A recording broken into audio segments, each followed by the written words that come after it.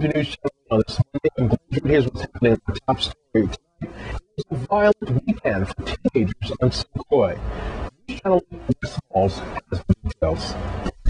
Violence on St. Croix over the weekend. Peace activists held a rally called War Must Cease and Increase the Peace. It was a youth jam. As a matter of fact, Acting Police Chief Tom Dinta, he was speaking along with Terrence Representative Nelson, and we had a lot of positive activities going on here. Hundreds of teenagers here. Unfortunately, this weekend was marked by violence as teenagers, a lot of teenagers involved in these crimes became victims. At 11:30 in Catherine's Rest area, a 14-year-old boy was walking. He was shot in his lower left leg. So now he is in guided condition at Juan Louis Hospital.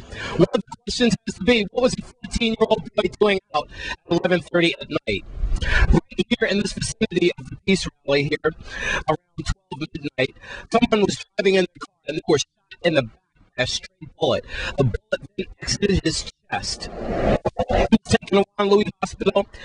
Details are sketchy. Person was taken into custody.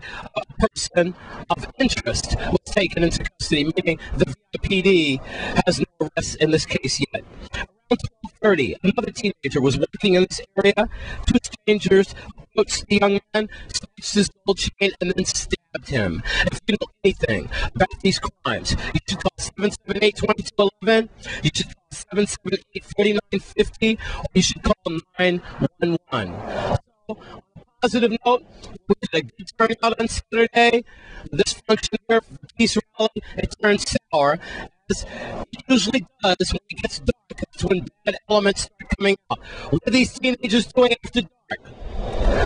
What are these teenagers doing at a peace rally after midnight? You gotta shake your head at that. Why is this 14-year-old boy working in a neighborhood and he was a victim of violence? One of these things should be looked at today. One hand, positive peace rally, the other hand, negative, again, bad guys coming out at night and doing what they want in this community. I'm Small for News Channel 8. Just in other news, but in other police news, in St. Thomas, we're busy over the weekend as well. News Channel 8 St. Paul has a police crime blotter. And also in the blotter reports here in St. Thomas over the weekend, 4 people, 2 adults and 2 minors were arrested Saturday and charged with constructive possession of an unlicensed firearm in the Altona and Welmgust area. The adults are 21-year-old Kelvin Xavier of Prince Ngata, the 19-year-old Kenneth Rogers of Kerwin Terrace. The minors are 2 17-year-old boys, their names being withheld, of course. Adults were held in lieu of $25,000 bail. The minors placed in protective custody. Meantime, only sketchy information is available. Over the weekend, on 2 sexual assaults, Melody Rames brings us up to date on this. She said that on the official record of reports received by the police headquarters, the first incident, a woman reported a man broke into her estate for her apartment, tried to assault her. Police classified the incident as unlawful sexual contact. She told police that her assailant was a black man wearing black or navy blue shirt and dirty jeans. Police spokesman Melody Rames said no further information was available on that. But on Saturday, the blotter also showed a woman who told police she was inappropriately touched by a man at Marriott's Frenchman's Reef Morningstar Beach Resort. The police classified this incident as a third-degree rape. According to the code, that means the perpetrator is between 16 and 17 years old, and the victim between 13 and 15. Rames said reports that the perpetrator was an employee of the hotel, but she had no further information on the hotel staff, couldn't be reached at this time. Meantime, a man told police an undisclosed amount of cash was taken from him, stolen from him, in an armed robbery. According to the information, the police spokesman for the victim told the police he was robbed by 2 men.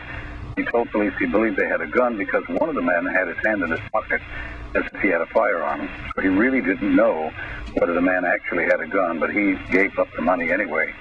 And no further information. And finally, one other item, police also were not be able to put together too much information on what was reported to be an unofficial record of calls by police dispatchers at the Snyder Hospital on Friday.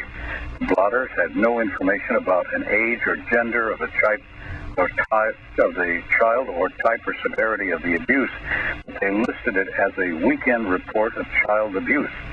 And so we'll have to wait and see what other information comes forward on that. In St. Thomas, the weekend blotter report on crime. Lee Carl, News Channel 8. The west side, Freedom City, Frederickson, was a fire over the weekend at a prominent restaurant in Erie. So Frederickson, Oral was there this morning and follows this report. Well, Frederickson here, right next to Napoleon's Pizza on Saturday afternoon. Unfortunately, we had a fire. You can see right there.